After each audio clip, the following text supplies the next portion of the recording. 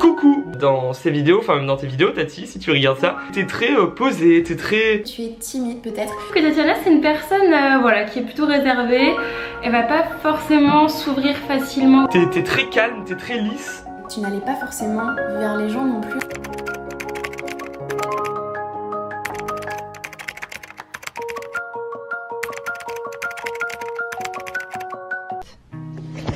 Tu es prête? Comment je passe un entretien?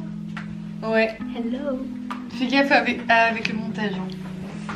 T'inquiète pas, je vais m'en occuper. Moi je suis pas réveillée là, faut que je me réveille. On va expliquer quand même le pourquoi du comment. Bah oui, tu veux pas venir? Bah attends, je viens. Bonjour. On va vous expliquer donc pourquoi on fait cette vidéo là.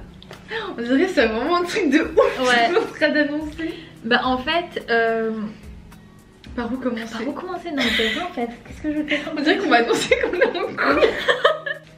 Avec Megan, on parle beaucoup, on parle de plein de sujets. On aime bien évoluer sur nos réseaux, faire des trucs qui changent.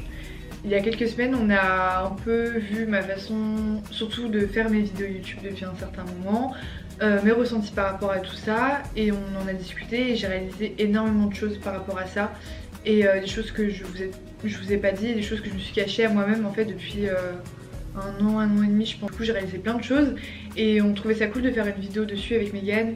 Elle a préparé des questions qu'elle à ça. Qu'elle ne connaît pas. Ouais, je sais pas, on s'était dit que c'était cool de se faire un petit challenge et que ce soit pas moi qui gère mon image pour une fois. Enfin après elle va rien faire de fou, hein. C'est juste qu'elle va couper et monter comme elle le veut. C'est quoi cette tête? Je vais garder les meilleurs moments. Je vais vous montrer le meilleur de Tatiana. Ce que vous ne voyez pas en vrai. Parce qu'en vrai, elle est très drôle. Oui, allez. C'est parti.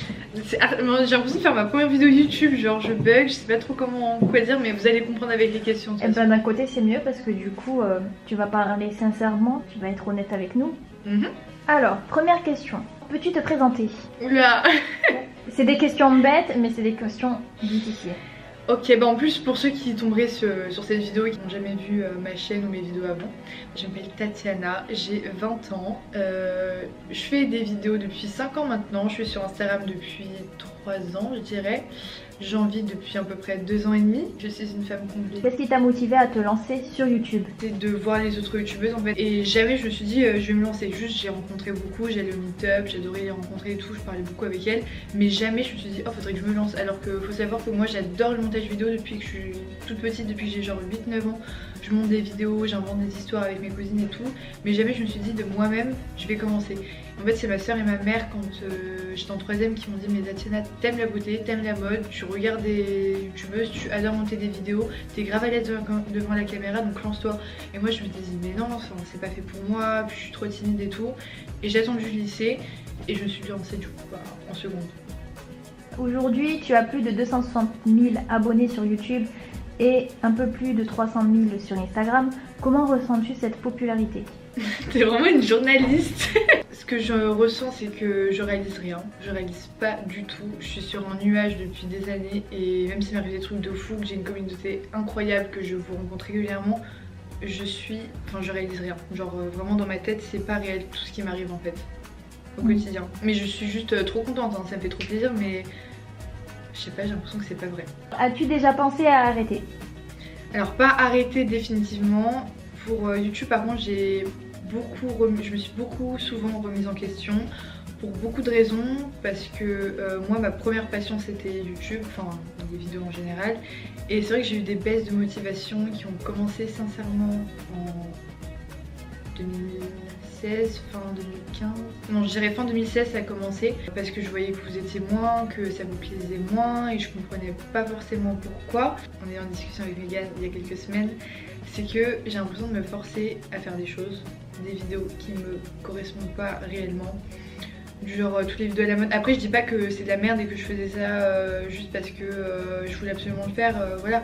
Non c'est vraiment dans le sens où j'aurais peut-être pas fait de moi-même, où en fait je prends tout simplement de la facilité au lieu de me poser et de vraiment me motiver à faire des sujets de vidéos qui me plaisent. Bah je prends la facilité, enfin j'ai pris la facilité ces derniers mois Et j'ai plus envie de faire ça parce que j'ai envie de vous faire du contenu qui me plaît et du contenu, enfin voilà, qui me plaît à moi premièrement et qui après vous plaira. Mais je pense que si déjà je fais du contenu qui me plaît pas forcément de base ou je me force à faire, bah ça va se ressentir et vous allez moins kiffer. J'ai remarqué ces derniers mois et j'ai surtout remarqué en y repensant en fait à quelle vidéo j'ai kiffé faire. Genre typiquement la dernière vidéo vraiment que j'ai kiffé, que j'ai adoré filmer, enfin du moins qui me vient en tête, c'était une vidéo que j'avais tournée au mois de mai, un Get the Look pour Crystal Dynasty, je sais plus son prénom. Crystal, ouais, de Dynasty. Ouais, c'est ça. Cette vidéo, j'ai adoré la tourner, même si elle m'a pris énormément de temps, de l'argent aussi, parce que j'ai pas mal investi dans du matos. Il y a Instagram surtout. Maintenant, je suis beaucoup plus active sur Instagram parce que vous l'êtes aussi beaucoup plus. Donc, inconsciemment, sans le vouloir, bah, je me pousse à aller plus vers la photo et plus vers Instagram, même si de base, c'est quand même YouTube qui me passionne en fait. Et que fais-tu dans la vie aujourd'hui? Comme étude, je fais de la communication digitale, donc ça rejoint grave ce que je fais sur les réseaux. En fait, ça me permet de... comment on dit? Rassembler. Ouais, de rassembler les deux. C'est super intéressant, moi j'aime trop ce que je fais. Mais j'ai pas envie pour autant d'arrêter mes études. J'ai envie de continuer en master l'année prochaine. Mais pouvoir continuer toujours ce que je fais à côté sur les réseaux. Ouais, attends, mais tu sais que c'est ultra stressant parce que je suis en train de me dire ça faudra que je coupe, ça faudra pas que je coupe. Et genre, me dis merde, je vais rien couper du tout. Mais je te jure, quand je pars, je suis en train de me dire attends, fais gaffe à ce que tu dis, mais c'est pas toi qui m'en demande. Mais ouais, du coup, à côté, grâce à ce que je fais sur les réseaux, j'ai un statut d'entreprise. Et ça, c'est vrai que j'en avais jamais parlé. Et si vous voulez que je vous en parle en vidéo, d'ailleurs, n'hésitez pas parce que c'est quand même un sujet super intéressant. Parce que quand on est influenceur, quand on a des réseaux et quand on a une rémunération, enfin des rémunérations récurrentes grâce à des placements de produits ou même monétisation de vidéos, on est obligé de se déclarer à l'État. Déjà de base on fait un statut d'auto-entrepreneur et au bout d'un certain stade, si vous dépassez un certain chiffre d'affaires, vous devez vous placer en statut d'entreprise. Moi je suis en SARL pour ceux qui voudraient savoir. Et du coup, ce qui fait que j'ai pas mal de responsabilités, pas mal de comptabilité à faire, des factures, j'ai un expert comptable, j'ai déjà bossé aussi avec un avocat, enfin c'est beaucoup de boulot en amont à côté des cours. Mais je trouve ça super intéressant, c'est super enrichissant, ça me permet d'apprendre beaucoup de choses, mais c'est du taf quoi. Mais j'aime trop. Quels sont tes rêves pour le futur? J'aimerais dans tous les cas, peu importe ce que je fais plus tard, être heureuse dans ce que je fais comme métier, comme boulot. Et dernière question. Si tu as un conseil à donner à tes abonnés, ce serait lequel? Alors... Be happy. Be happy. Croyez en vos rêves, Bah oui, un peu croyez en vos rêves, puisque regarde, t'es parti de rien et aujourd'hui tu vis un peu ton rêve. Ce que tu regardais sur l'écran, ben maintenant tu le vis. Ouais, carrément. Mais tout ça, je réalise pas en fait, c'est ça qui est dingue. Essayez de faire ce qui vous plaît vous en premier et pas ce qui va plaire aux autres. Parce que vous n'allez pas être heureux en faisant ça, enfin même si vous allez voir en surface, oui vous allez être content pour les autres, bah c'est pas ce qui vous plaît vous de base, vous n'allez pas réussir à avancer, ça va se sentir pour plus tard.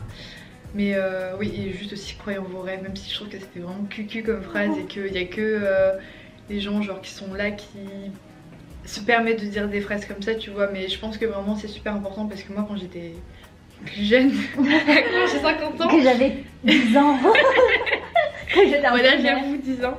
Quand j'étais au collège et au lycée, mais surtout au collège, très peu de personnes croyaient en moi. Donc bah moi aussi du coup je croyais pas trop en moi. J'avais un peu du mal à m'affirmer parce que j'ai jamais été le genre de personne à suivre un mouvement. Grâce à ça j'en suis là, puis je sais pas si vous avez vu ma vidéo Mon histoire où je parle de mon parcours scolaire, mais c'était un peu la même chose, personne ne croyait en moi. Tout le monde me disait tu vas redoubler, tu vas rien faire de ta vie, tu vas jamais faire d'études, nanana. Et au final, je suis en bachelor, je vais continuer en master et si je gagne ma vie, c'est que grâce à moi. Donc je pense que c'est vraiment important de ne pas écouter les critiques, restez vous-même. 15 minutes, ça va, hein. Ouais. J'ai parlé vite. Ouais, t'as parlé grave vite, du coup ça va être chaud pour moi. C'est parce que je suis stressée, quand je suis stressée, je parle vite. Non mais bref, tout ça pour vous dire que voilà, j'ai ouvert les yeux sur plein de choses ces dernières semaines. Grâce à Megan et aussi en général en fait, et j'ai vraiment envie d'être plus moi et de vous faire des contenus qui me plaisent moi avant tout. Et puis en même temps on a décidé de faire cette vidéo là parce que en fait la Tatiana que vous voyez en vidéo ce n'est pas du tout la même que en fait j'ai une double personnalité. Exactement. Je rigole, non c'est pas vrai. Oui, c'est une bipolaire, elle est complètement folle. Aidez-moi, en fait elle m'a séquestrée, elle me force à faire cette vidéo, je n'en peux plus. Non mais vraiment en vrai c'est une fille très drôle qui a beaucoup de choses à dire et qui a plein de bonnes vibes. Et le problème c'est que à force de faire ces vidéos là, c'est vrai que même en tant que spectatrice, parce que moi je suis pas trop dans tout ça encore. Je regarde les vidéos de Tatiana et c'est vrai que Tatiana elle fait trop la fille parfaite, elle coupe au bon moment, tout Dites en commentaire ce que vous me pensez d'ailleurs. Tout glisse et moi Comme ça. Et en fait moi ben c'est vrai qu'en tant que spectatrice ben, je m'ennuie un petit peu et du coup je lui ai fait part de mon ressenti, alors que la vraie Tatiana elle est vachement cool et du coup j'ai hâte que vous la voyez dans les prochaines vidéos. Mais un teasing de fou. Une série Netflix. Ouais, et en même temps on va faire la série aussi La vie de palace de Tatiana et Megan. Rendez-vous sur Instagram pour ça. Ah oui, alors là nous avons le Instagram de Tinka et l'Instagram de Megan et la chaîne YouTube de Megan et la chaîne... Bref, tout ça pour dire merci d'avoir regardé cette vidéo, merci de me suivre depuis longtemps si vous êtes là depuis... Même si vous êtes là depuis pas longtemps, merci de me suivre. On se rejoint sur les réseaux pour suivre mes prochaines aventures. Et donnez vos avis surtout. Oui, dites-moi ce que vous en pensez en commentaire, j'ai vraiment besoin de vos retours. Ça va me motiver d'avoir vos avis sur tout ça. Et moi je fais de gros bisous et on se dit à la prochaine vidéo. Bye. Bye. Faut savoir que Tati c'est une personne qui est extrêmement drôle. C'est une des personnes qui me fait le plus rire. Moi je trouve que maintenant que je la connais mieux, c'est quelqu'un de généreux. Et c'est ça qui est dommage, c'est qu'en fait je pense que les gens ils voient pas à quel point t'es vraiment drôle et à quel point tu peux balancer des conneries à la minute. C'est ça qui est drôle chez toi, c'est ça que j'adore, t'es super spontané, t'es simple et t'es drôle et t'es... Voilà, c'est ça que j'adore et... Quand elle fait quelque chose pour quelqu'un par exemple, elle va vraiment se donner à fond, elle va investir de son temps, de l'énergie, etc. Elle prend pas les choses à moitié. Elle va être ça fait focus en plaisir. fait sur cette tâche ou sur cette action ou cette chose qu'elle fait. C'est bien de voir des gens qui vont vraiment au bout des choses, qui font pas les choses à moitié, Et etc. surtout qui font les choses genre de bon cœur. Ouais, tu voilà, vois. vraiment. En tout cas, moi je t'aime vraiment comme tu es, reste comme tu es, t'es une personne géniale et voilà. Je te fais plein de bisous ma biche et j'espère te voir très bientôt pour de nouvelles aventures.